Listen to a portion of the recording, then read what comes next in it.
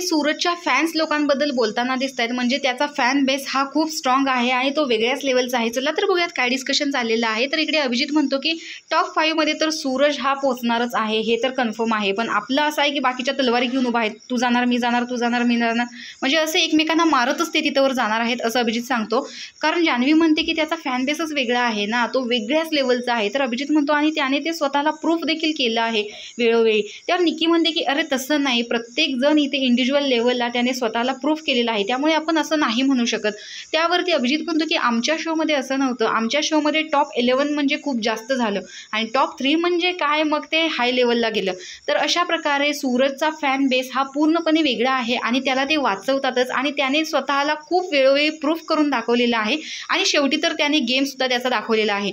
तर इकडे सूरजच्या फॅन बेसबद्दल तुमचं काय मत आहे हे कमेंट बॉक्समध्ये नक्की सांगा. अशाच बिग बॉसच्या नवनवीन अपडेट्ससाठी आपल्या चॅनलला सबस्क्राईब करा. तोपर्यंत बाय.